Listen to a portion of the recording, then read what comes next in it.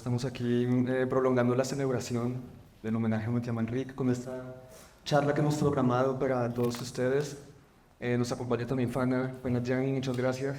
Gracias. Fana trae también unas preguntas muy interesantes para poder profundizar puntualmente con algunos títulos de Manrique. Así que bueno, muchísimas gracias por venir. Quisiera antes agradecer muy especialmente a la Embajada de Francia, a Unifrance, a Fabián, a Wendy, a todo el equipo del IFAL. Muchísimas gracias a todas ustedes. Bueno, un agradecimiento también muy especial a Movie, un aliado importante del festival y también para esta charla. Pues bueno, yo quisiera comenzar con Fana. Vamos a estar acá peloteando también algunas preguntas. Yo quisiera comenzar un poco comentándoles, pues no sé si algunos de ustedes sepan que, Mathieu, antes incluso de realizar su ópera prima, Tómate la sopa, Mange ta soupe, de 1997, que podrán ver como parte de este homenaje, participó en varios procesos de la producción cinematográfica en el set. Ya me corregirá, Flutie, creo que comenzaste con todo este mundo del cine a los 17 años, en oficios incluso como el catering, comida, en transporte, pasado por montaje, por supuesto en asistencia de dirección con directores pues, bastante importantes como Louis Malle, por mencionar solo a uno. Y esto se los menciono porque es algo que para mí es muy característico de la filmografía y pues de todo el arte de Manrique. Siento que hay un amor por el oficio cinematográfico. Por supuesto incluye la actuación, pero también por todos estos procesos. O sea, es un cine que para mí es extremadamente sensual, apela a los sentidos. En películas incluso esto va mucho más allá y bueno, frontalmente erótico también. Es un cine que celebra al cuerpo, al sensual también en el detalle incluso de los materiales, pues del set, ¿no? De la luz. Me recuerda un poquito también algunas películas de Polanski que también traen pues como este amor, ¿no? Por el oficio, por la manufactura. Y esto lo noto transversalmente pues en todas tus películas, ya sean ficciones, melodramas, documentales. Es un amor también hacia el objeto documental, ya sea pues tu gran amigo John Zorn, por ejemplo, este gran genio de la música, o todos sus actores y actrices. Y bueno, esto me parece como muy particular del trabajo de Manrique. Y pues quisiera preguntarte, Matías, ¿por qué? O sea, ¿por qué el cine? O sea, ¿qué fue lo que a ti te jaló en un inicio hacia este universo, ¿no? En el que has participado transversalmente pues, en distintos oficios? Y bueno, desde hace ya pues, muchísimos años como director y productor y pues, creador, ¿no?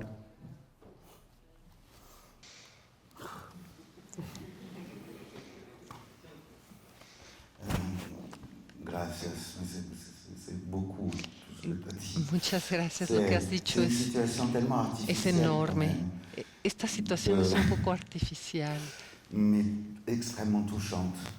pero muy conmovedora. Y quand le FICUNAM, cuando el FICUNAM,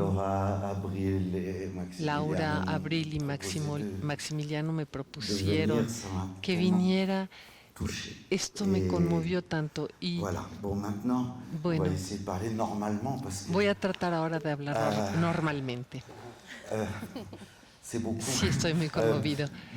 Voilà. Estoy conmovido porque todo esto es enorme. Y usted me pregunta por qué el cine.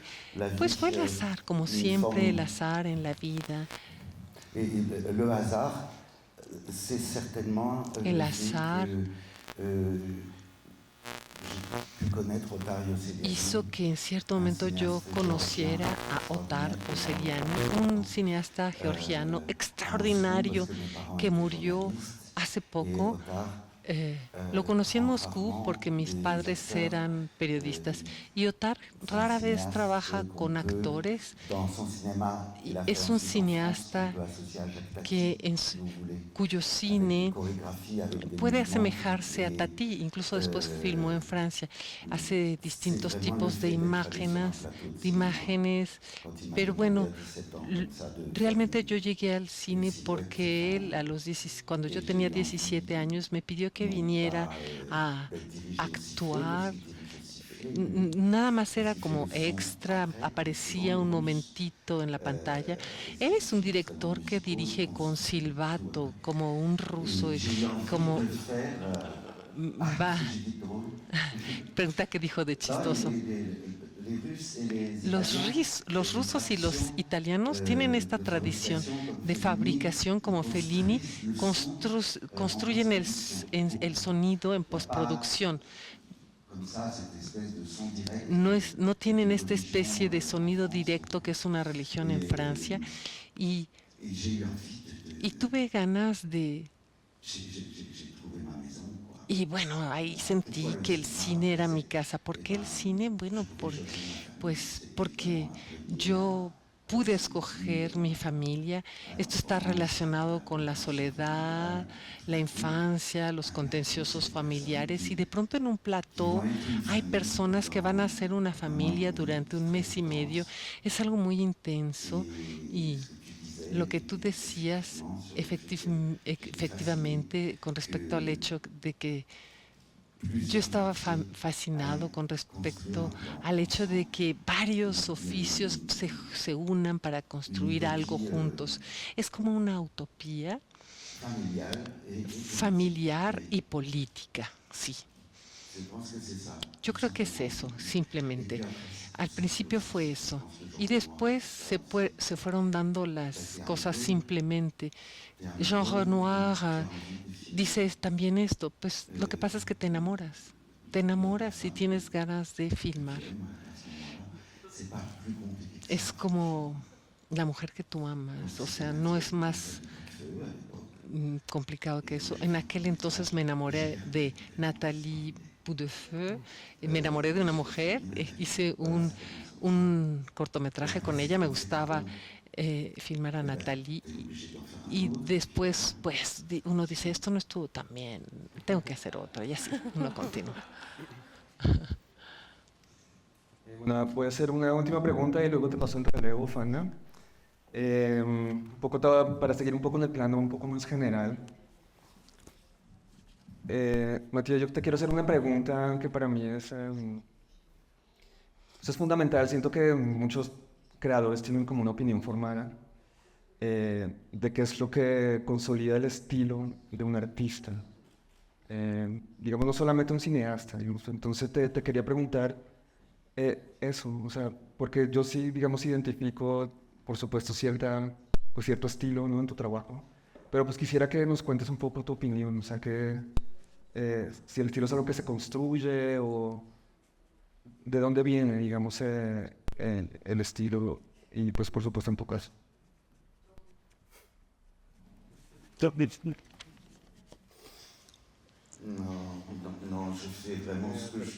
No, de verdad yo hago lo que puedo con lo que tengo. Cada película es nueva. Y tal vez tengo una ventaja y es que tengo miedo del aburrimiento. Tengo miedo de aburrir, perdón. Tengo miedo de aburrir.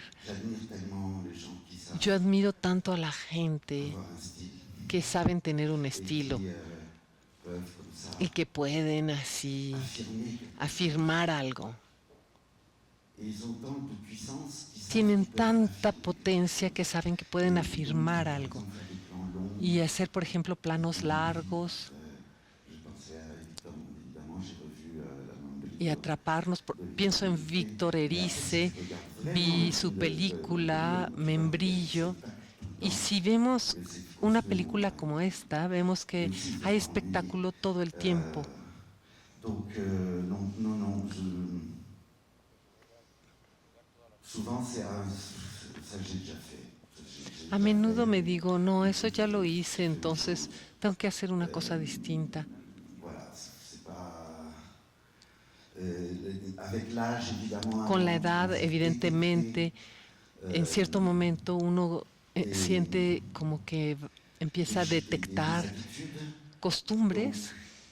Entonces, Par exemple, yo diría, por ejemplo, et ça marche pas, hein, je retombe toujours là-dedans. y es algo que no funciona porque siempre vuelvo a lo mismo, pero le decía a las productoras, a Leticia y a Yael, les decía, la próxima vez voy a hacer una película en la que se trate de un relato cronológico en orden. Ya, basta con esto de la memoria, los recuerdos, las proyecciones, lo imaginario, el desorden. No, no, no, no, ya.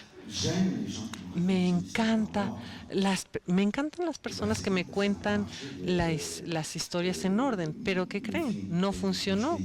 La película que fue proyectada ayer, Abrázame fuerte, no fue cronológica. Voilà, ça part toujours là en ce moment j'essaie d'écrire quelque chose. No fue en orden cronológico. Entonces, bueno, en general yo trato de llegar a algo muy sencillo, pero generalmente me hago nudos en la cabeza y entonces después me las tengo que arreglar para resolver esto. Y entonces pienso, por ejemplo, en un gesto, tratar de arreglárselas para que cuando uno fabrique una película, bueno, a veces uno se ve congelado por la búsqueda del financiamiento y entonces el deseo pues naufraga. El cine cuesta tan caro, un solo día de rodaje cuesta tan caro. Entonces esto se puede congelar. Pero en todo caso trato de que esto siga siendo una especie de gesto. Y no encontré ninguna otra solución más que releer todo y decidir las cosas en la misma mañana del rodaje. Esto es complicado para el equipo, que es como un grupo de teatro, que ya me conocen. Yo ya con la experiencia ya sé con cuántas horas de anticipación o días de anticipación o horas de anticipación le puedo pedir a un accesorista que me encuentre un collar de elefante, qué sé yo. Por ejemplo, en cierto momento quise comprar la taza del calife, del restaurante, las tacitas. Me quería llevar eso, por ejemplo, pero no me quisieron vender la taza. Entonces, bueno, voy a regresar y creo que poco a poco los voy a convencer y van a aceptar. Pero sé cuánto tiempo se necesita cada vez para conseguir algo, pero para que el cine siga siendo un gesto, se requiere una especie de vibración, algo que nos anime cuando hacemos películas, que nos dé vida cuando hacemos películas. Entonces yo vuelvo a escarbar en todas las versiones y de pronto algo esa mañana lo reescribo. Y me gusta, porque yo me digo, esto es completamente loco. De hecho, hubiera podido ser una película totalmente distinta, pero resulta que me salió esa película y esa fue mi decisión de la mañana. Entonces, de pronto, pues, es algo que, bueno, yo digo, tiene que seguir siendo un gesto. Bueno, maestro, a mí me gustaría hablar de lo particular de sus películas. Para mí fue muy alentador poder ver su filmografía. Y quisiera preguntarle hablando de la falta de cronología, de Abrázame Fuerte, quisiera empezar con Abrázame Fuerte. Es un retrato que evoca a lo que no está. Es una profunda exploración de un tema que para mí sigue siendo muy tabú, la muerte, socialmente, ¿no? Quedamos por hecho que es un ciclo natural, pero nadie te prepara para tal. Y si no vemos los detalles, puede haber una persona que esté gritando en su interior muy profunda. ¿Cómo te llevó a tejer esta exploración tan vívida del proceso del duelo?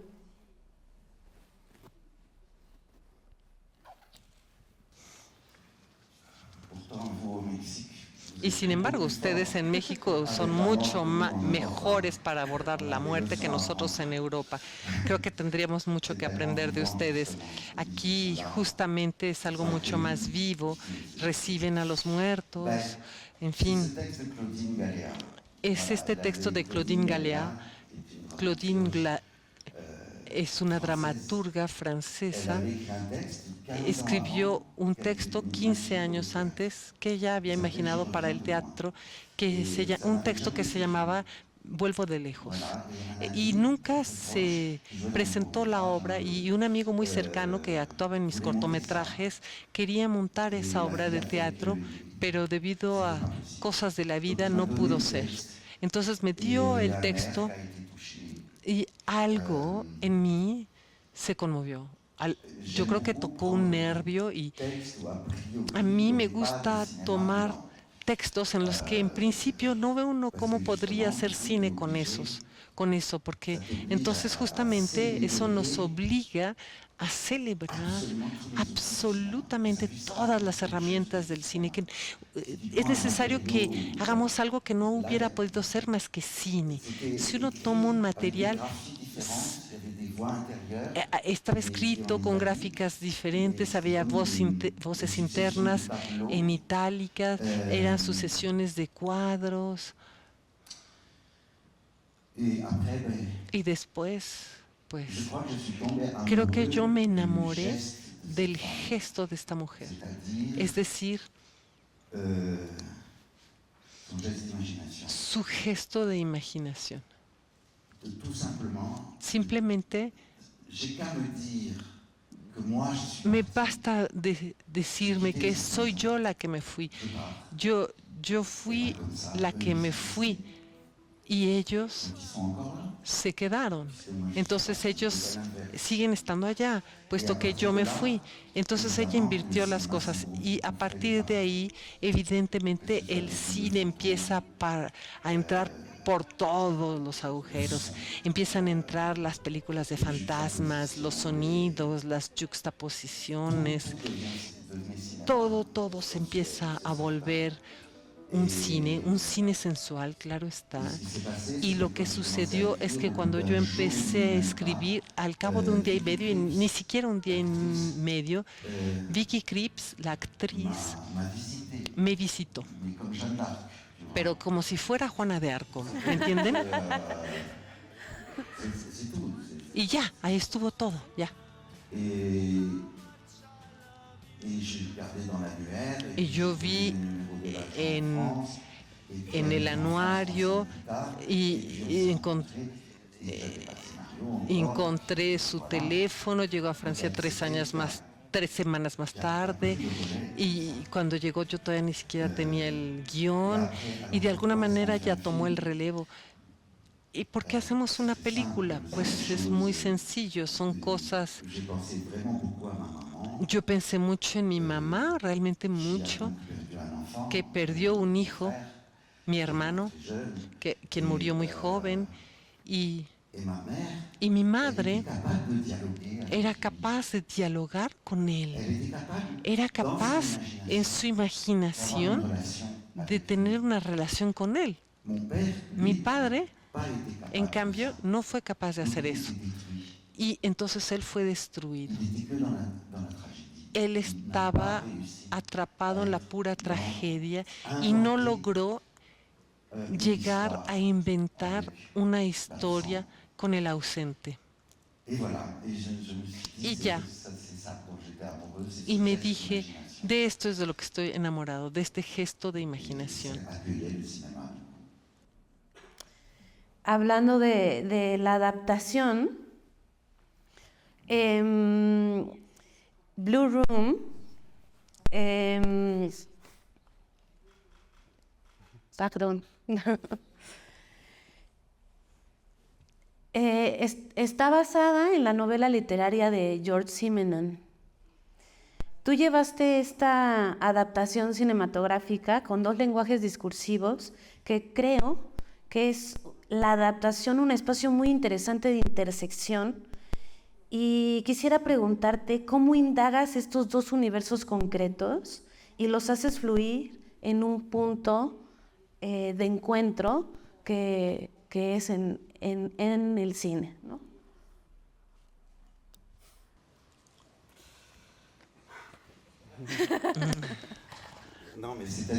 No, bueno, al cabo de un momento, por supuesto, uno está como en una encrucijada. Es decir, o digo cualquier cosa con el amor del cine con respecto a mi amor por el arte, o bien digo por qué digo verdaderamente una película. Y francamente es algo muy íntimo. No sé, uno no hace una película porque uno ama el cine. Es algo íntimo. Y Blue Room es una locura total. No sé ni cómo le hicimos para hacer semejante película. Yo trabajé en rojo y negro de Stendhal. Ahí hay más colores porque yo era muy desdichado en la casa, no podía ni dormir en la noche, y Stendhal me ayudaba. Y de pronto me encuentro con un productor que me inició, que es mi tío del cine, que es este productor portugués, Paulo Blanco. Y como él producía a veces películas que los demás no tenían la valentía de hacer, eran películas que se hacían con muy poco dinero. Por eso pude trabajar con Alan Tanner, con Daniel Dubrow, con Peter Handke.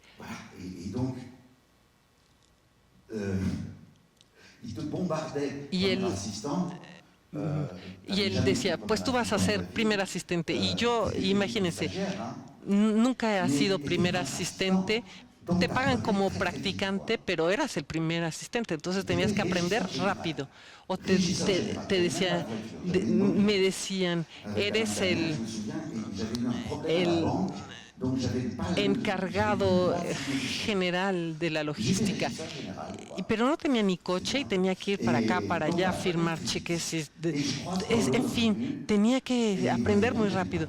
Y él me encuentra en la calle y él me dice, él me ve que no me siento bien y me dice, no, tú tienes que hacer una película y lo tienes que hacer rápido, ya, en 3 semanas, ya deja esa tontería del rojo y el negro, ya, haz una película. Entonces regresé a mi casa y yo busqué este pequeño libro y estaba El borde azul de la recámara azul, que es un libro bastante fascinante, sobre todo la primera página.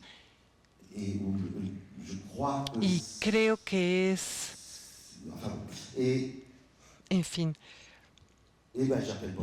y le llamo a Paulo y le digo, pues, la recámara azul, y me dice, está bien. Le digo, va a hacer eso, y me dice, está bien, va. Esta novela de Simenon es una de las pocas novelas de Simenon contada al revés. Hubo muertos, es decir, alguien lo detienen, no sabemos qué hizo ni quién murió, es decir, va hacia atrás. Solo sabemos que hay una pasión sexual, un estado de pasión, un adulterio. E incluso diría, esa es la primera página del libro donde se describe el esperma que corre por el sexo de esta mujer que tenía las páginas, perdón, las piernas abiertas. Esto es lo que sucede en la primera página. Es como un hombre que no puede creerlo, que no puede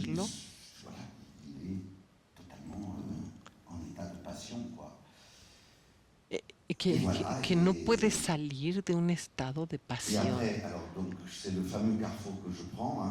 Esa es la segunda encrucijada que tomo. Mi mujer en ese momento tenía un amante. Y entonces yo le propuse a Stéphanie, que no es la actriz, pero que es la que actúa como mi amante en la película, y yo con ella escribimos la adaptación y yo le propuse, ¿y si actuáramos como amantes? Y es un juego de dos. Y ella me dijo, ok. Y cuando yo digo que el cine es algo, bueno,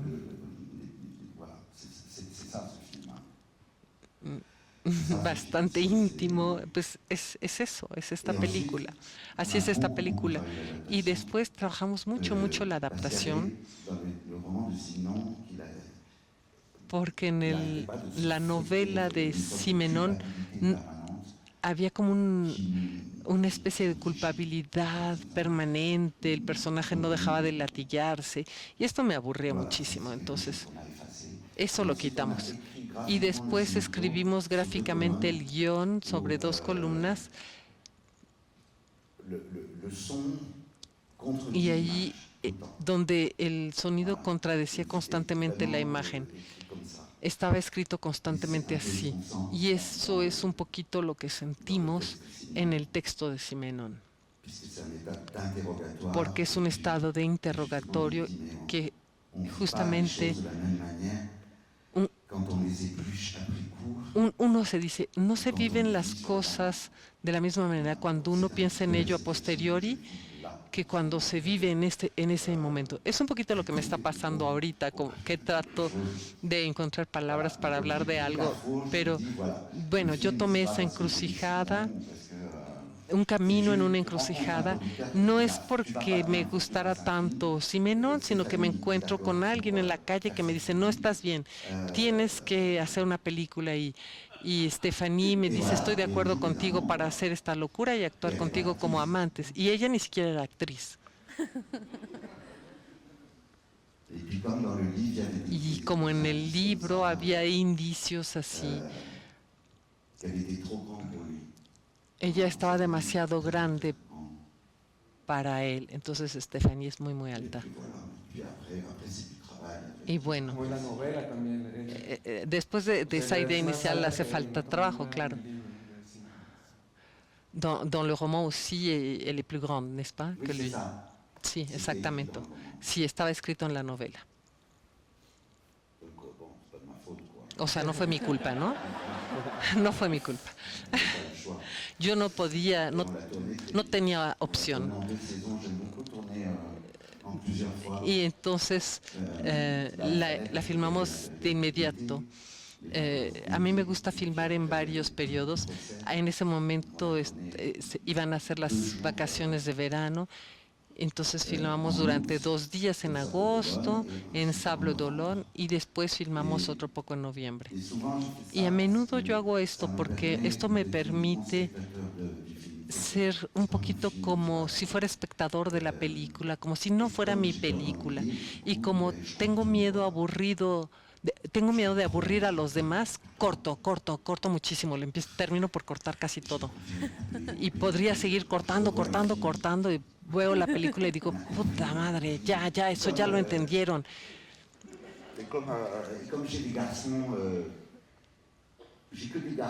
Y como solo tengo hijos, hombres jóvenes, ellos son capaces de ver una película en un teléfono mientras al mismo tiempo están teniendo una conversación en Facebook. Bueno, no en Facebook no como creen, eso ya es de viejos, en Instagram. Y están haciendo 4 cosas al mismo tiempo, y entonces las cosas van muy rápido para ellos, muy rápido. Et donc, en fait, la chambre bleue, ça va très vite. Y entonces la recámara azul es algo que trata de ir muy, muy rápido. Et puis voilà, Me parece que dura 1 hora y cuarto. Après, avec le cycle du travail, voilà. Y ya después, la verdad es que todo es puro trabajo. C'est faire. Y bueno, uno ya conoce su oficio, ¿no? Bueno, después de todo, pues sí, también conoce su oficio para que las informaciones sean destiladas ahí donde es necesario y que uno quiere que sean destiladas ahí. Y uno está tanto en una obsesión, se mete tanto en la obsesión que uno dice, el papel del juez, pues quién sabe, ¿no? A lo mejor él no se siente seguro, porque eso es muy hermoso en Simenón. Siempre busca lo que es común entre los seres humanos, no lo específico, sino que se interesa en lo que es común. Todos nosotros somos parecidos. Él estudió mucho el psicoanálisis.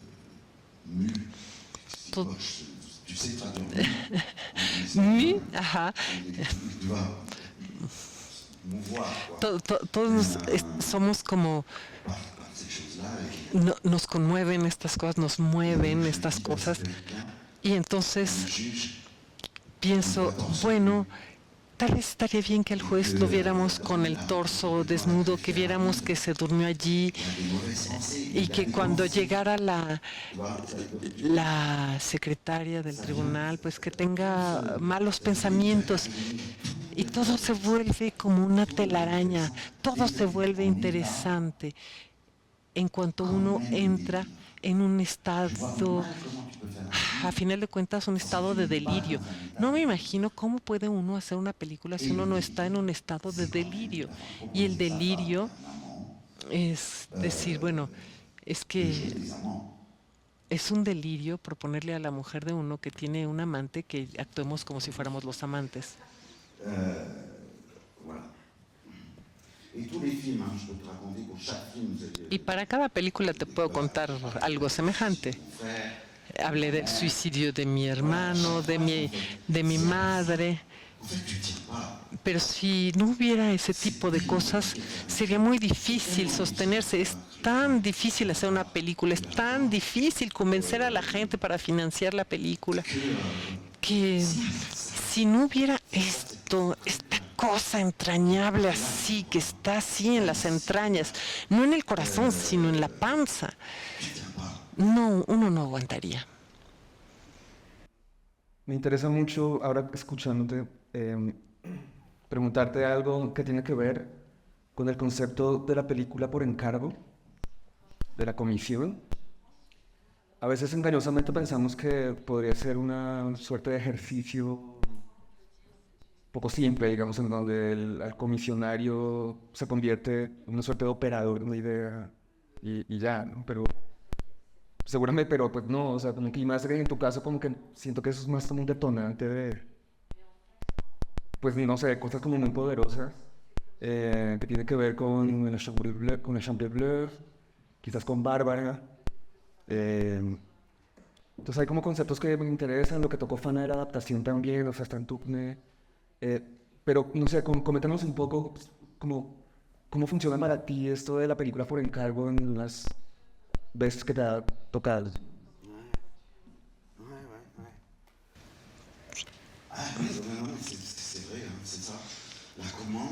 Pues exactamente como tú dijiste, es eso, o sea,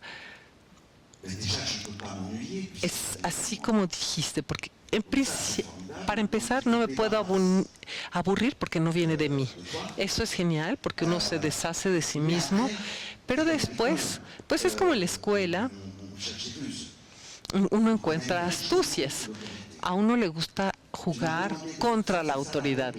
Tú me pediste que hiciera esto, esta es la regla, bueno, entonces vamos a buscar cómo darle vuelta a la regla. Ese es el lado Godard, el lado alumno rebelde.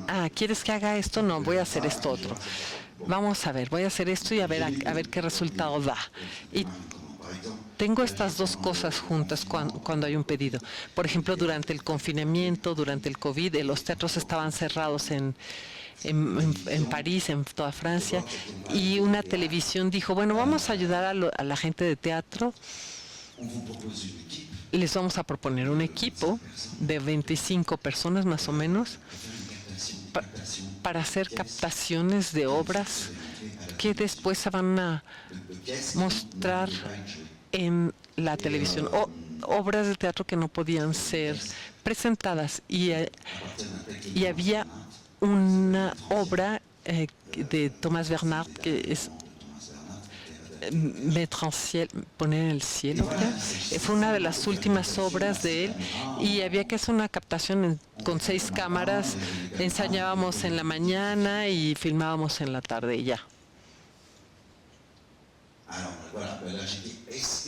Y ahí me dije, puedo tener 4 técnicos, pero una sola cámara, y tal vez 3 días. Yo creo que debería costar lo mismo en vez de 25 técnicos, ¿no? Y me dijeron, sí, está bien. Y entonces pude hacer una película, porque cuando hay una sola cámara se vuelve como una cuestión de cine, y me encantó hacer esto, me encantó. Y luego, ¿qué creen? No lo presentaron, porque había planos demasiado largos, y entonces consideraron que el público se iba a aburrir, cuando en realidad no. Cuando vemos los archivos de las cantantes, de los cantantes, a los que tanto nos han gustado en los años 60, 70, cuando la televisión solo tenía 1 o 2 cámaras. Por ejemplo, esas tomas de Jacques Brel en las que lo vemos mucho tiempo y nos da tiempo de ver su cara, su transpiración, sus gestos. Eso nos atrapa. Y en esta obra había un solo actor en el escenario, era Nicolas Bush, que estaba ahí solito. Y dije, hay que hacer algo así. Tenemos que ver cómo empieza a sudar. No vamos a cortar en todos los sentidos para que no se sepa quién está mirando y por qué. Pero entonces, por culpa de eso, no lo presentaron. Pero me encantó hacer eso. Y los pedidos es así. Y con Bárbara, pues es igual. Para Bárbara, Pierre Léon, él iba a hacer la película con Jean Balibar. Él tenía una obsesión con esta cantante Bárbara desde siempre, pero no habían encontrado un productor. Y un día un productor más bien mainstream le llamó a Jean y le dijo, me gustaría hacer una película sobre Bárbara con usted. Y ella dijo, perfecto, y entonces me invitaron a cenar, y yo pensé que era solo por amistad, y no, para nada, era una emboscada, y me dijeron, nunca vamos a lograr hacer la película. ¿Y si tú lo intentaras? ¿Qué tal? Y eso fue un infierno. ¿Por qué no vamos a hacer una biografía de Bárbara, no? Hay que dejarla en paz, ¿no? No vamos a hacer una biopic. No podemos caer en la biopic. Y entonces dijimos, ya hace 17 años que no hacemos una película, Jean Balibar y yo. 17 años. Bueno. Y como yo filmaba a John Zorn ya desde hacía 7 años, porque Bárbara lo filmamos en 2017, entonces pues empecé a filmar a Jean en el trabajo como actriz, y pues ya. Y eso se convirtió en una película amorosa, enamorada, y todo el tiempo haciendo las más grandes, unas investigaciones tremendas, como Kubrick cuando hizo su película sobre Napoleón. Y yo hice lo mismo con la vida de Bárbara. No hay una sola cosa que no me haya que no colme a los enamorados de Bárbara. Y los enamorados de Bárbara están locos, son súper fetichistas, están así como de, no te metas con esto, no. Si hubiese habido el menor error, habrían se habrían sentido escandalizados, no lo habrían aceptado. Entonces encontramos un dispositivo para contar la vida de alguien y para que yo filmara a Jean, y también de trabajar con el escritor con el que escribí. Partimos de esta cuestión muy simple de deshacernos de la biopic, que es algo real, que es que nunca conocemos la vida de la gente. No conocemos la vida de la gente. Y a partir de ahí, todo se vuelve apasionante. Es un poco como en Citizen Kane. Como nadie ve a Rose Bolden al final, excepto el público.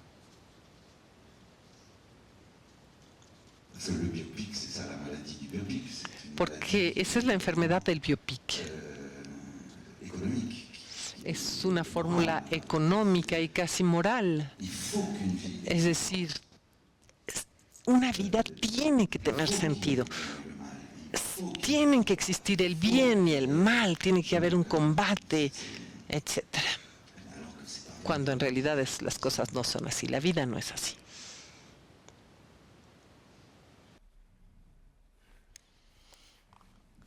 Bueno, hablando de la audacia, me gustaría preguntarte, como bien dices, llevas muchos años filmando a John Zorn, este compositor muy importante en el free jazz, en la música experimental, que tiene también una peculiaridad al hacer scores para películas. A mí lo que he visto en tus entrevistas es que de una manera muy orgánica se encuentra, ¿no? No es algo como preestablecido.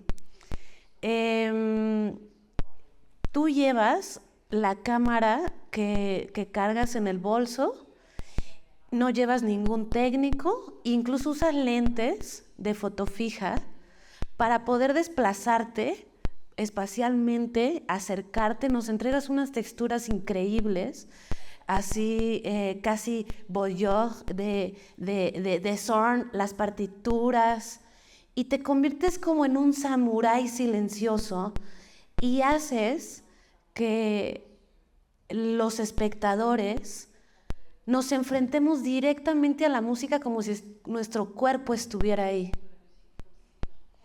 ¿Nos puedes contar sobre esto? ¿Te imaginas la suerte que yo tenía de estar ahí? Nadie puede filmar a John Zorn normalmente, pero entre nosotros nació una amistad y él me propuso. Sí, tenía que ser un pedido una vez más, este asunto. Nos conocemos en el 2008 porque él necesitaba a alguien que recitara en francés el Cántico de los Cánticos en París. Y luego nos hicimos amigos y 2 años más tarde me dice, hay una televisión que quiere un retrato de mí. Y yo pienso, empiezo este trabajo que iba a ser que yo pensaba que iba a ser para la televisión, pero que creen, nunca les entregué los formularios, los expedientes, no había producción, nunca llegó el financiamiento, pero la costumbre de filmarlo se me quedó y seguí filmándolo únicamente cuando la vida hacía que nos encontráramos. Y solo 6 años después, en 2016, John tuvo esta idea y me dijo, ¿y por qué no una película entre 2 sets de músicos en estos maratones musicales, porque estos conciertos pueden durar 2 o 3 días? Creo que aquí en México hace unos meses hay uno que duró 15 días cuando vino a la Ciudad de México a hacer un concierto. Y pues así fue. Con Caroline de Tournay, la montadora, empezamos a ver lo que había filmado y nos dimos cuenta que sí, era muy orgánico. Era una cuestión de respiración.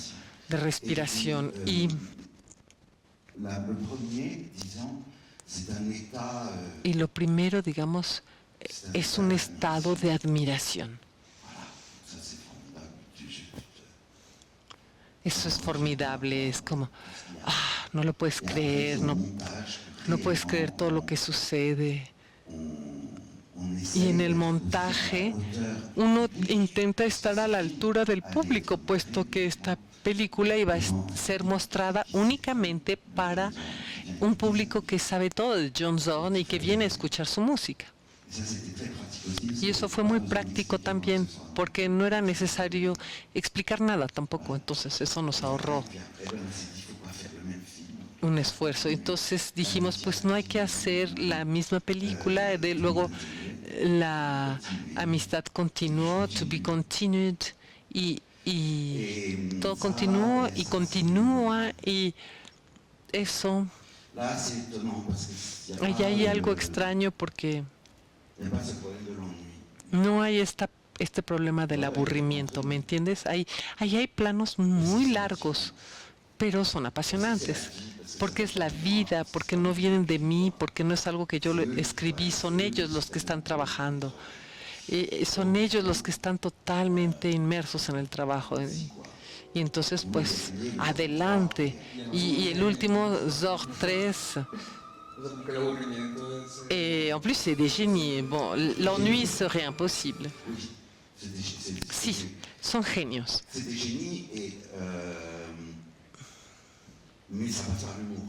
Son genios, pero también todo esto pasa a través del humor. No tienen una mentalidad así de seriedad. Han trabajado muchísimo, pero es lo que explora el Zorn 3 con Barbara Hannigan. Cuando recibe una partitura, uno piensa, ¿lo va a lograr? ¿Acaso lo va a lograr? Y con Caroline hay una historia incluso en el 3. Llamamos a esto Rocky porque nos preguntamos, ¿lo va a lograr? ¿Lo va a lograr? Siempre he filmado mucho, siempre traigo una cámara. Me gusta, es cierto lo que me decías hace rato en la apertura con respecto al hecho de amar físicamente las herramientas. Sí. Me gustan mucho los problemas técnicos, que de hecho no son problemas. Y es lo que me gusta también en el mundo de John Zorn. Un músico es alguien que crea conciertos y que se ocupa de la economía, de los salarios, y tiene que tener la valentía de subir al escenario, improvisar, pero también tener la capacidad de improvisar y de hacer que la gente trabaje junta. Son muchísimas cosas, hay muchas cosas en juego. Entonces, si uno le propone a un grupo de amigos, a un equipo, si uno le propone una película, es necesario que uno pueda transmitirles ese apetito. Y eso es lo que yo siento que hace John, me parece, que está siempre escuchando también. Todos terminan por escucharse, y entonces ahí volví a encontrar eso del amor. El cine, ese cine nació porque en el plató escuchamos una escucha. Eso me interesa mucho y hay algo que me fascina, porque, bueno, esta charla, el festival, lo gestamos desde la universidad, de la máxima casa de estudios de México. Estamos en el plano académico, digamos, totalmente. Corrígeme si no, pero pues nunca pusiste un pie en la historia del cine. Y todo lo que dices y todo este universo cautivante, digamos, se me antoja académico, digamos, como que no proviene de ahí, sino justo del oficio, y es construir una carrera impresionante, como realizador y colaborando desde las tablas con cineastas realmente como muy importantes, como para la vida, y Raúl Ruiz y Oseguera, y no sé, Cronenberg, puedo seguir, los hermanos Lapierre, de Plechant,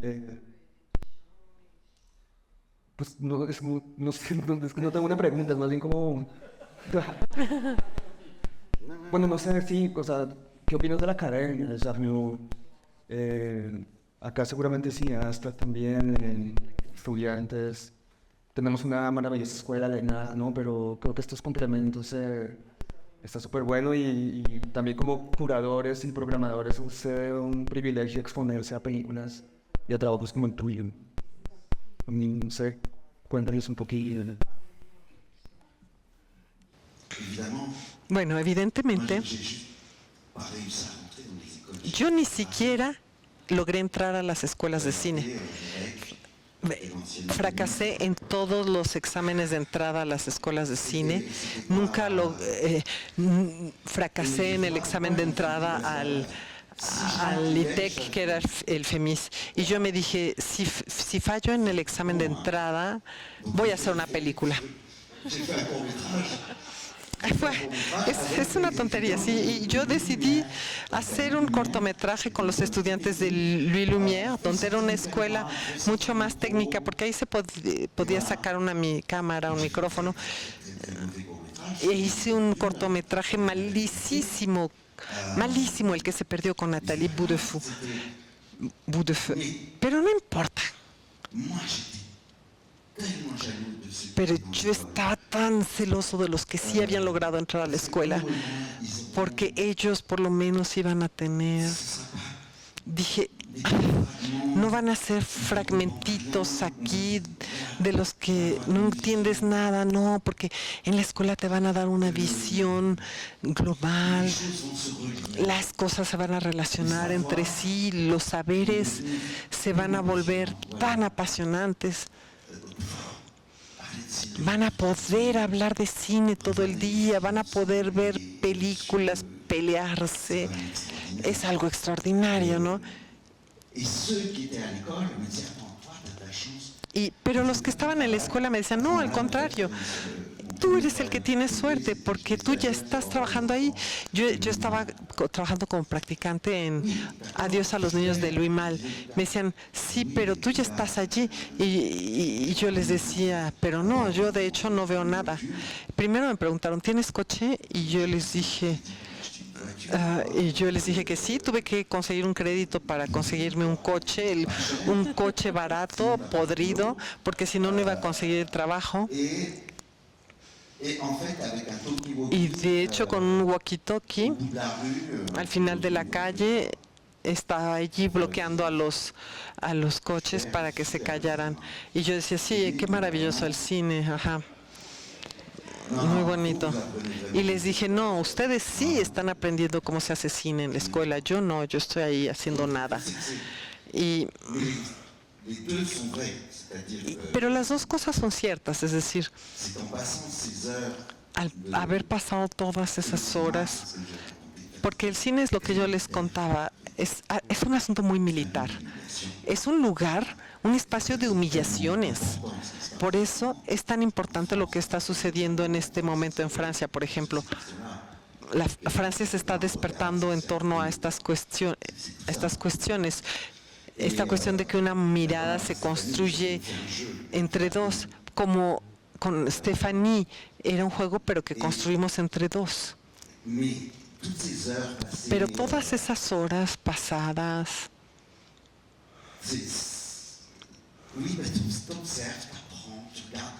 tú observas, aprendes, miras y dices, ay, no, así no es como yo quiero hacer las cosas.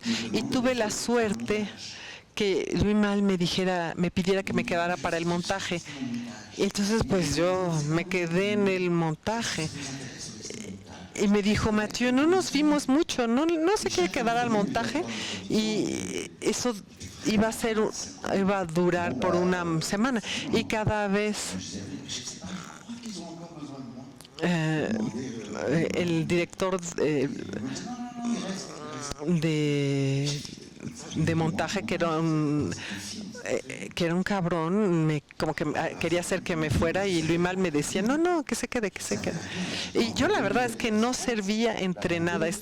Yo estaba entre Manuel Castro, la montadora, Louis Malle, y en cierto momento aquí estaba el celuloide, y Emmanuel se volteaba y ponía en clavitos, ponía esto en clavitos, y yo de pronto decía, yo tomaba los pedacitos y los ponía en el clavito.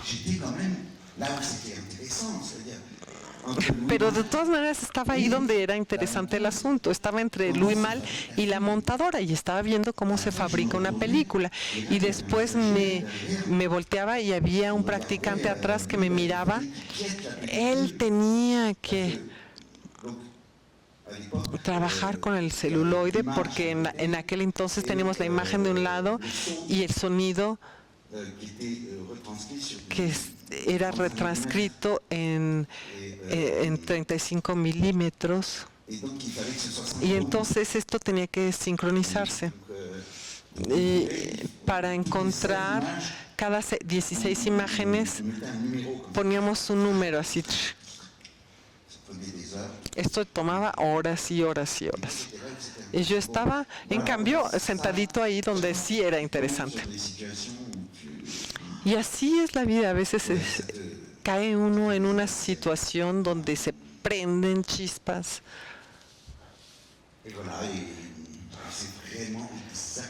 Y eso es exactamente lo que pasó con esta aventura de vida de actor, que nació también de la casualidad.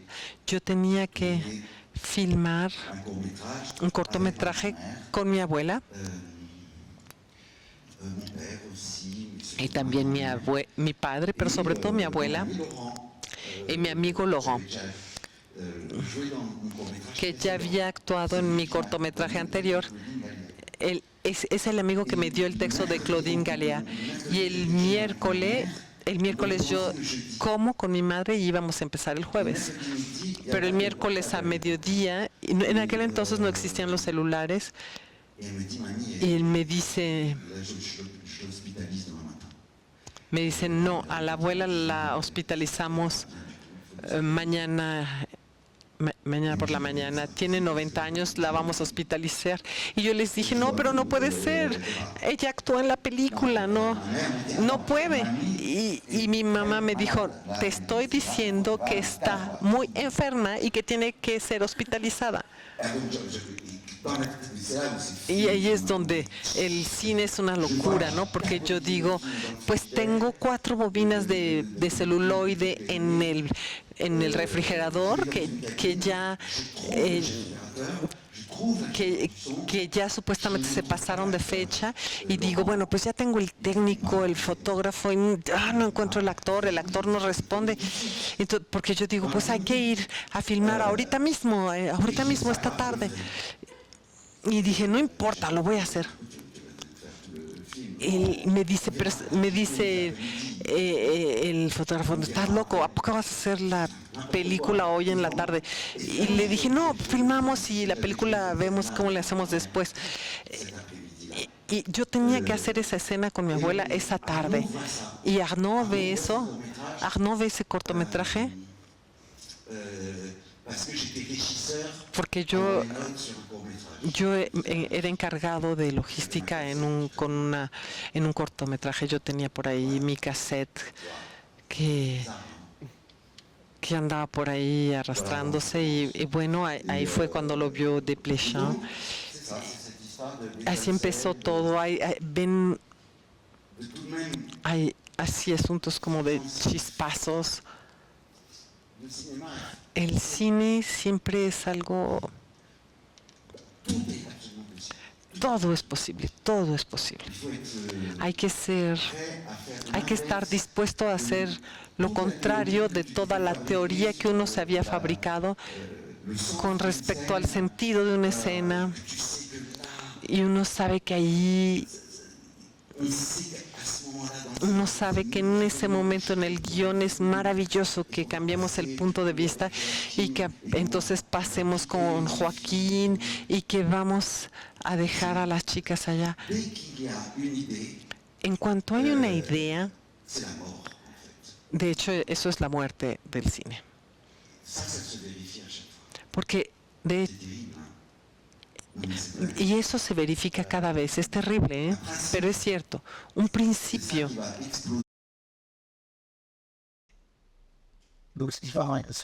En principio eso es lo que va a explotar primero. Entonces hay que tener el placer de la flexibilidad absoluta, del vuelo planeado en el que uno no sabe ni cómo va a aterrizar. Uno quita el pie y de las cosas se caen, pero bueno. Así. Eso, confieso que es uno de los grandes placeres del cine, porque la palabra arte, artista, creación, afortunadamente ni siquiera existen. No nos estorba todo esto, no nos estorban todas estas cosas.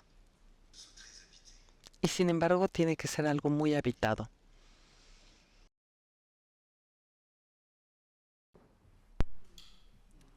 ¿Qué?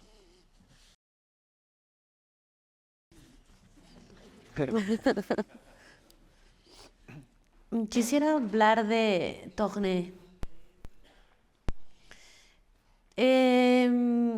Tu personaje que está en medio de estas chicas, tu personaje liminal, me recordó muchas veces a Bob Fosse, a Fellini, a su amor por el cabaret.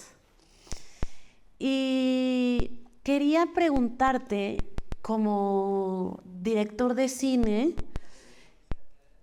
¿cómo hiciste para actuar, dirigir y estar en toda la composición de esta pieza que se me hace maravillosa?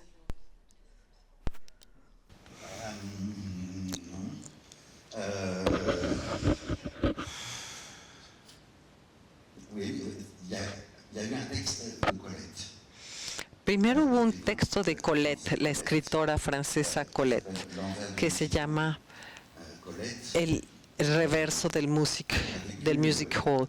Colette vivió, se enamoró, ella escribió desde muy joven, fue un gran amor para un escritor que era muy, muy célebre en aquel entonces, que se llamaba Willy, y ella tenía 16, 17 años, y ella descubrió con la sexualidad, etcétera, muchas cosas. Es un hombre al que amó muchísimo, pero y ella escribía, pero él evidentemente, los libros que ella escribía,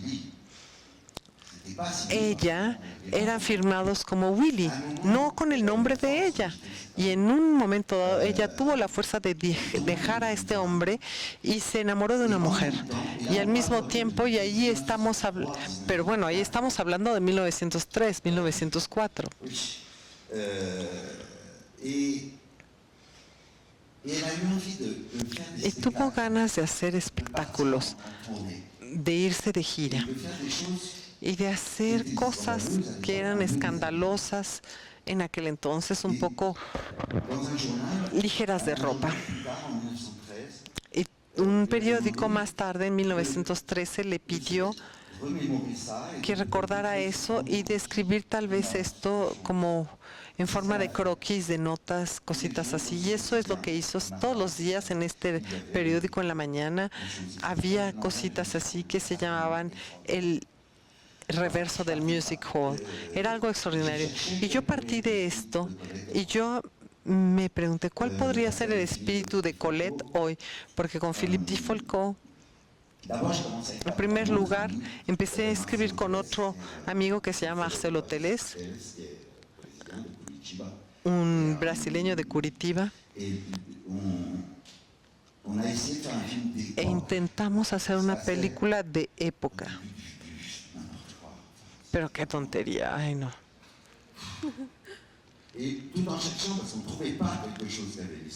Y buscando, no encontrábamos lo que tenía el espíritu de Colette hoy. Y un día yo estaba filmando acerca del mundo del burlesque que no conocía. Fuimos a la ciudad de Nantes con Philippe Dufolco y dijimos, aquí está, es esto. Y esto se mezcló en ese momento con el suicidio de Balzan, que era un productor independiente que había producido mucho con Shine, las primeras películas de Suleiman también, que con Paulo Bronco y Gilles Sandoz había creado una compañía que se llamaba las películas, les films du pirate, las películas del pirata, y Humbert Balzer se había suicidado en su oficina, se colgó en su oficina. Y yo me asusté muchísimo por Paulo. Era como si se hubiera muerto el cine de autor. Y aquí ahorita estamos otra vez en un momento muy peligroso para el cine en Francia. Uno se dice, va a morir, el cine va a morir. Y entonces yo me pregunto, ¿y si fuese la historia de un hombre que se fue de Francia y que quiere volver como un rey a su país? Porque yo había imaginado que Paulo iba a desaparecer y me imaginé el regreso de Paulo como un príncipe. Y estas dos cosas se mezclaron. Entonces dije, el que tiene que actuar aquí es Paulo. Hasta 2 semanas antes de la filmación era Paulo quien tenía que actuar como Joaquín. Pero finalmente fui yo. Pero estaba muy enojado de tener que hacerlo. Me molestaba muchísimo tener que actuar. Había actuado ya para otros, pero esto no me interesa. A mí lo que me interesa es filmar a los demás y me gustaba filmar a Paulo. El problema es que hicimos algunas pruebas y eso tal vez ustedes lo habrán notado en la vida. Las personas que son como muy locas, muy extravagantes en la vida, que hacen que se ría toda la gente de la mesa en el restaurante, que nos hacen que pasemos una super velada, les ponen una cámara enfrente y ya desaparecen. Y en cambio son a veces los tímidos los que curiosamente tienen la valentía necesaria y son ellos los que son capaces de hacer locuras. Pero los extrovertidos les pones una cámara y no pueden. Y eso fue lo que pasó con Paulo. Paulo es el tipo más increíble y era malísimo. Y pensamos, ¿qué vamos a hacer? Y como hacíamos pruebas filmadas en celuloides, a veces hacíamos pruebas nada más técnicas para ver si los íbamos a hacer nada más con el cinemascopio o con una cámara. Y un día Paulo llegó atrasado y yo le dije a Christophe, bueno, no importa, yo lo hago. Nada más era para ver si estaba bien el encuadre. Pero después, cuando vimos con el equipo los Rush, dije, pues yo estaba ahí en la imagen y ahí todos se voltaron hacia mí y me dijeron, no. Y yo les dije, no tengo ganas, eso no me gusta. Pero ahí es donde los amigos son amigos de verdad, no te dejan solos y te dicen, no, a ver, esto no está bien, esto no puede ser, aquí no tienes opción, tienes que hacer esto, punto. Y Delphine, la maquillista, tenía barba y todo, y yo le dije, haz lo que quieras. Ella me dijo, pues ponte un bigote y así, poco a poco. Y lo extraordinario aquí fue que de pronto yo estaba en la imagen con estas mujeres, con ellas. Y yo las observaba, no desde detrás de la cámara como si fueran animales extraños, sino que estaba con ellas. Y entonces esto nos permitía también ser absolutamente un personaje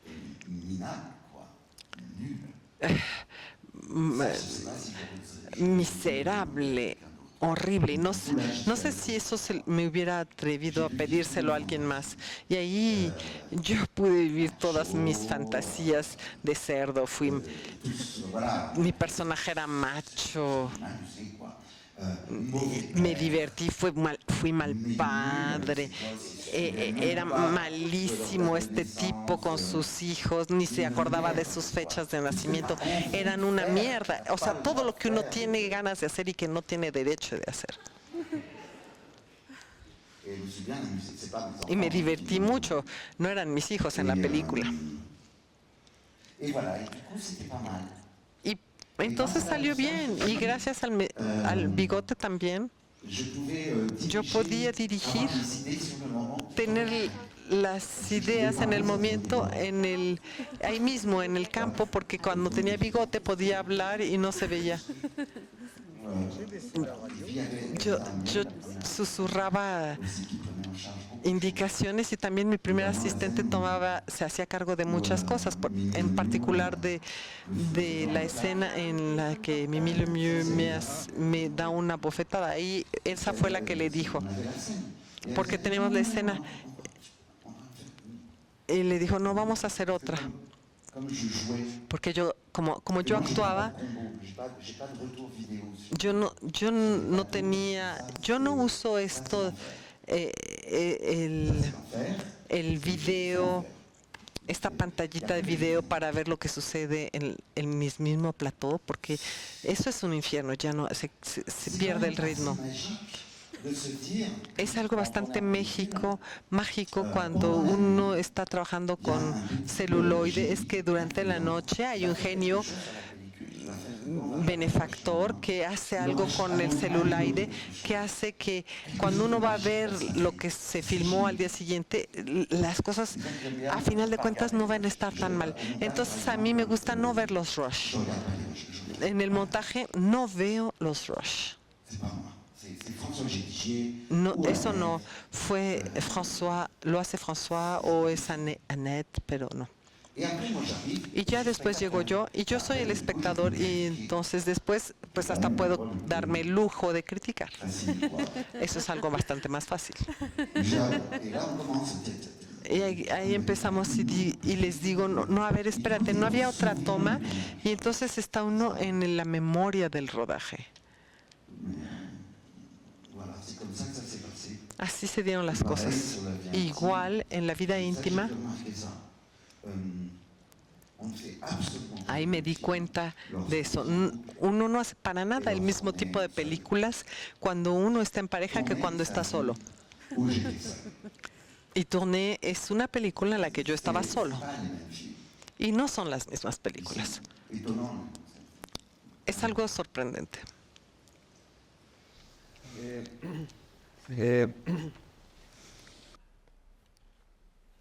Es que a ver, me encanta mucho que, o sea, tu cine como tus películas, o sea, siento que son muy reactivas, o sea, como tu impulso y como tus ideas, las películas de donde provienen, no sé si eso dialoga un poco también con el oficio de actuar, que es un oficio también como de reacción, ¿no? O sea, como que, ¿no? Hay un estímulo y reacción, y luego tus películas siento que también son muy reactivas, no sé, a tu red afectiva, a tu red pues, sí, de amigos, de productores, de lo que te apasiona, y lo combinas con asuntos personales, ¿no?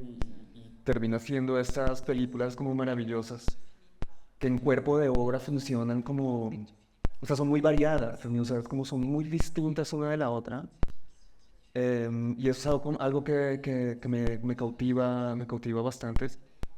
Y yo de aquí quisiera pasar a preguntarte, a poner un pie en el futuro un poco, o en el presente, pues bien, como de proyectos presentes, o sea, ¿qué te está ahorita como jalando, con quién estás ahorita colaborando, para dónde van un poco las películas de Amalfi? Me comentabas un poco el otro día, o no sé si quieres hablar de eso, como esta colaboración con Among Time, ahora que estuvieron en Tel Aviv, no sé, pues cuéntanos un poco a qué está reaccionando Among Time.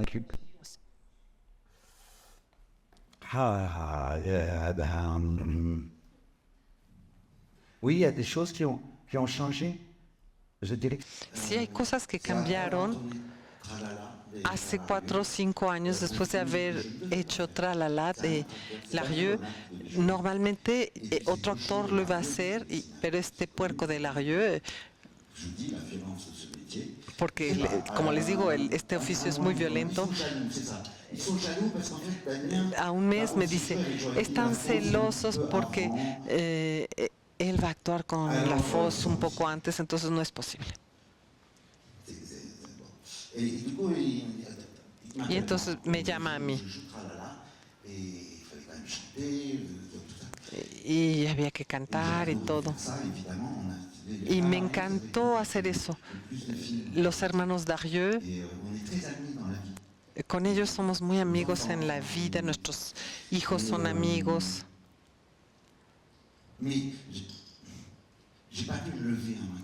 Pero una mañana no me pude levantar.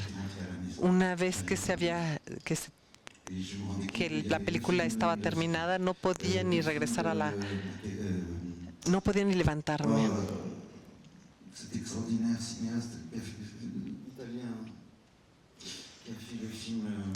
Este italiano, ¿cómo se llama? En torno a Pietro Marcello.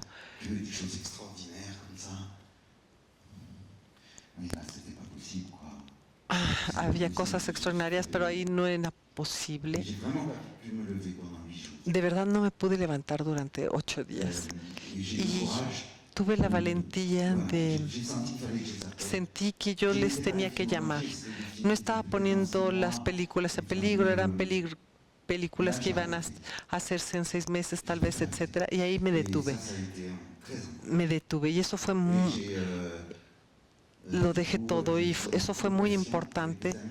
Y ahora vivo con roomies en París, así no necesito mucho dinero, comparto el departamento con un músico y un escritor, y esto se volvió un lugar de trabajo extraordinario, de alegría, están los hijos también, y hace 9 años que estoy trabajando en El hombre sin atributos de Robert Musil. El hombre sin atributos de Robert Musil.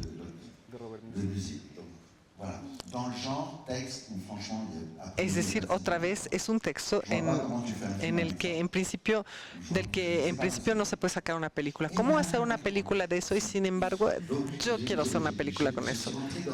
Entonces yo entré en un estado de estudio extraordinario que no había podido vivir antes, porque me vi obligado a trabajar muy joven. Y me encanta eso. Es como si yo estudiara la Biblia o la Torá o el Corán o qué sé yo, me adentro en ello y es algo extraordinario. Y me gustaría hacer algo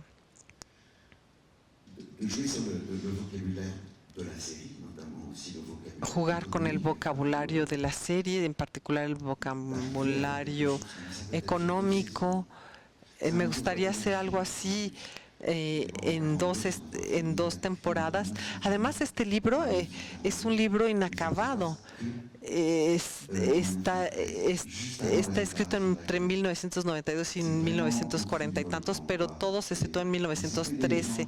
Es como Bajo el volcán, es como las personas que buscan la gran idea de la paz. Pero hay que saber que empezó a escribirlo en 1919 y se da cuenta que después de la catástrofe todo vuelve a empezar y peor, incluso peor. Después de la Primera Guerra todo vuelve a empezar, pero peor todavía. Tú decías que las películas son reacciones a los amores, los amigos, los duelos, pero también reaccionamos a veces a lo que vivimos en nuestra época. Y ahorita en particular vivimos algo muy fuerte en Europa. Y pues, bueno, mi vida de actor por el momento está dejada de lado. Y me siento mucho, mucho más vivo. Y a veces, y es lo que te decía como con respecto a Amos que estuvo a punto de morir y que está en el hospital. él piensa en esto de de se libérer de la Einstein, que le pregunta a Freud por qué el ser humano no se puede liberar de la amenaza de la guerra. Y entonces Freud le responde a Einstein, y sabía que esto iba a ser publicado por una sociedad pacifista después de la guerra, para que nunca se volviera a producir una cosa así. Y entonces con Amos Gitay hicimos esa película en 3 días, en Tel Aviv, con des acteurs palestiniens, actores palestinos, actores israelíes, un actor iraní. de continuer à faire Amos, quoi. Esta cosa que trata de seguir haciendo Amos, que Amos Gitay, que es la persona más violenta y crítica con respecto a la política de su país, y esto desde siempre. Et évidemment, voilà, les résonances de pourquoi la guerre. Voilà. Entonces, y se vuelve a preguntar por qué la guerra, pero ahí no había guión ni nada, no había ni un pedacito de papel, no había más que esta carta inicial. Y Amos sabe, Voilà, il sait que tu vas bosser, quoi, et que tu vas étudier. y Amos sabe que uno va a trabajar y va a estudiar, y yo sí me puse a estudiar. Puis voilà, on a fait. C'était voilà, 3 jours. Y entonces hicimos esta película en 3 días. Et sinon, mes productrices, La semana pasada, y mis productoras Yael y Leticia, que son como hermanas, que son verdaderamente hermanas, les hace falta hacer una película conmigo, lo extrañan y me dicen, ay, Musil, en lo que encuentras dinero para esta película, ¿no quieres mientras hacer una pequeña película? Una peliculita, mientras. Y ya sabemos cuál es la trampa, porque todos sabemos que no existe ninguna peliculita pequeña. Y entonces me muestran el texto de una mujer extraordinaria que se llama Vinciane Després, que es una filósofa de las ciencias, una etóloga, psicóloga, y su último libro se llama Autobiografía de un pulpo, y es alguien que viene de Donna Haraway, de Isabelle Stengers, de Morisot, de Bruno Latour, y que escribió y que actúa como lo saben hacer los surrealistas belgas. Y ahí propone textos de anticipación, en donde estamos en una época, en un futuro sin fecha, donde en las universidades se estudia las capacidades expresivas de lo vivo, de los animales, de las plantas. Ya es algo que ya se admitió, ya no se discute en el futuro. Todos ya saben que la araña, con sus vibraciones y con su manera de crear archivos, con sus telarañas, va marcando por dónde ha pasado y va creando un relato. Se sabe que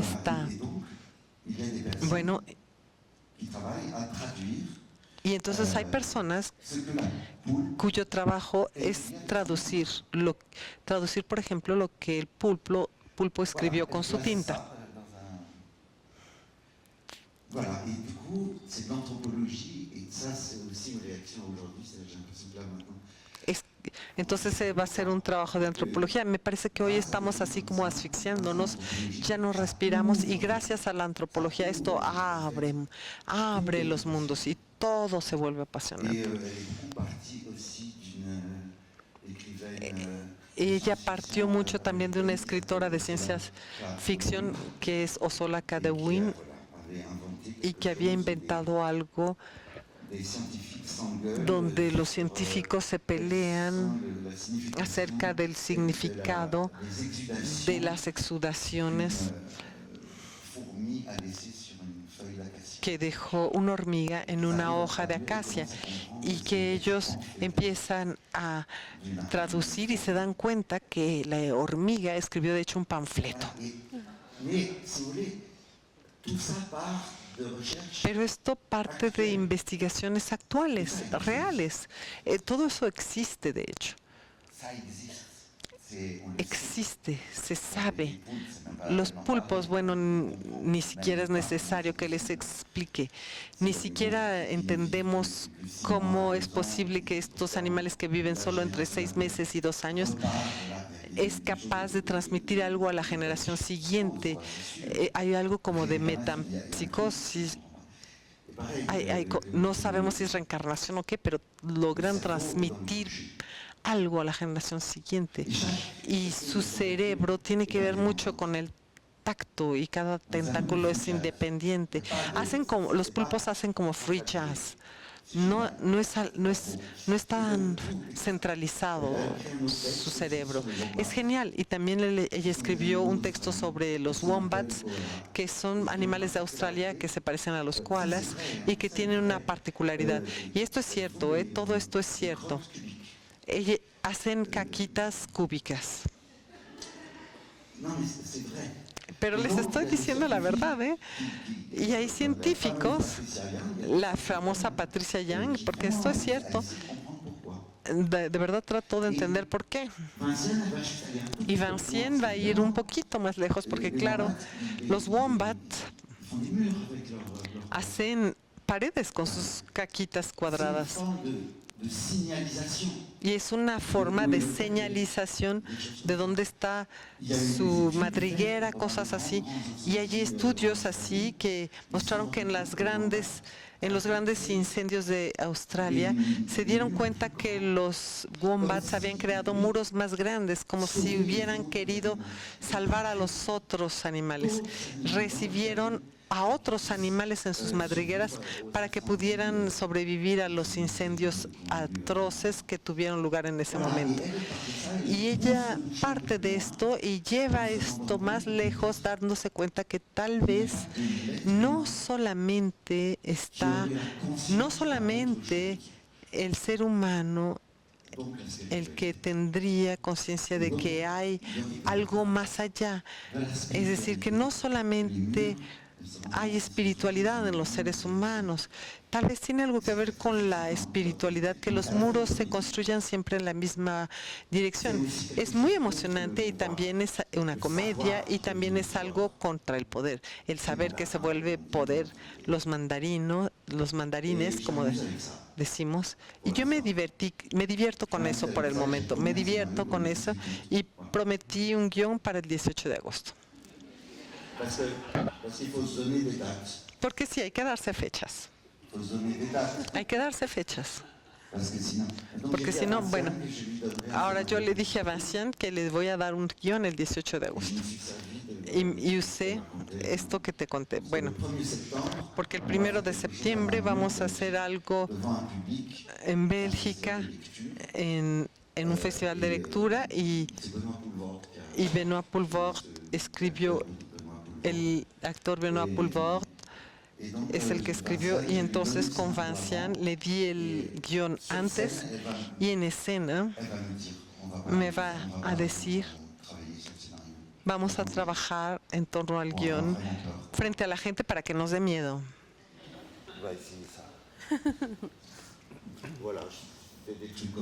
Son cosas así. Bueno, se nos acaba el tiempo, así que muchísimas gracias. De verdad, muchísimas gracias para todos ustedes por estar aquí y acompañarnos en esta hermosa charla que tuvimos. Gracias otra vez a la Embajada de Francia, al IFAL, a MUBI, en nombre de la Filmoteca, de FICUNAM y de la UNAM. Muchísimas gracias y que sigan disfrutando la programación del FICUNAM.